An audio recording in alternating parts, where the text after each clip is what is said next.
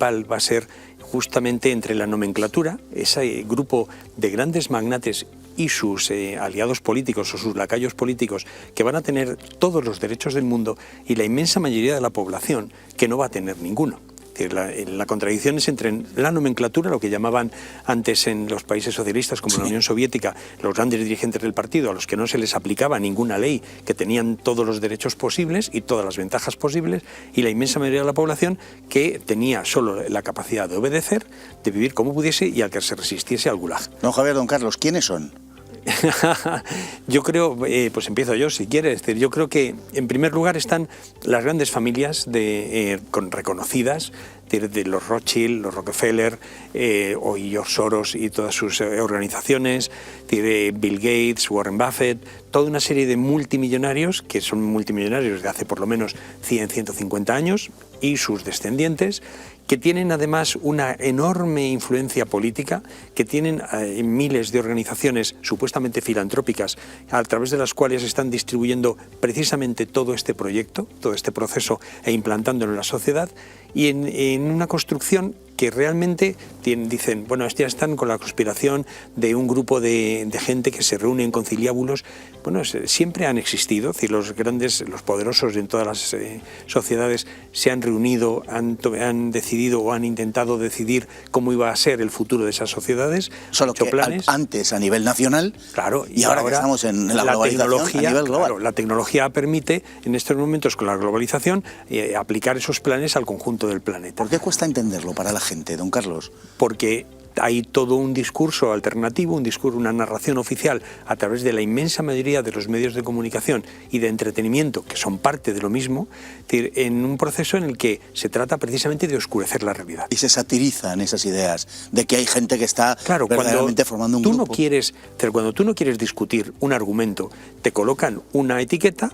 Dice, eres el tonto del pueblo y en consecuencia al tonto del pueblo no discuto sus argumentos, simplemente le coloco la etiqueta y si esa etiqueta es suficientemente aceptada por el conjunto de la sociedad, sus argumentos no van a ser escuchados. Pero además tenemos un elemento crucial, una realidad como en el mundo del entretenimiento, la información, recordemos, hay un proceso de concentración monopolista dirigido por todos estos grandes fondos de inversión.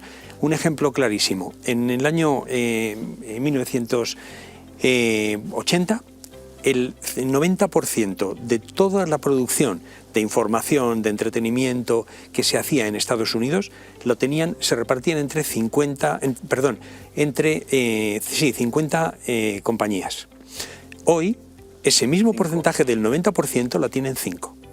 Ese proceso de concentración viene realmente impulsado por esos grandes fondos de inversión, BlackRock, Vanguard, State Street, que realmente son los que están determinando cómo funciona la economía de nuestro mundo y a través de sus manos, de sus lacayos políticos, cómo funciona la política. Don Carlos, sí. Permítame, le voy a hablar ahora de otro don Carlos, al que usted además conoce muy bien. A ver si va a ser que al final Marx tenía razón. Claro, en ese sentido, el análisis marxista, una de las cosas de la que habla es de la concentración monopolista. El propio Marx, Engels, Lenin explican que precisamente el aumento de producción capitalista, de empresas, tiende a la concentración porque se van van adquiriéndose unas por otras hasta el extremo de hablar de monopolios, de hablar de grandes cárteles que controlan sectores completos de la economía. Hemos llegado a la siguiente fase, Lenin hablaba de la siguiente fase que era el imperialismo. Sí, señor. Es decir, el imperialismo que no solamente tiene una raíz económica, sino también tiene un proyecto político. Fase superior del capitalismo.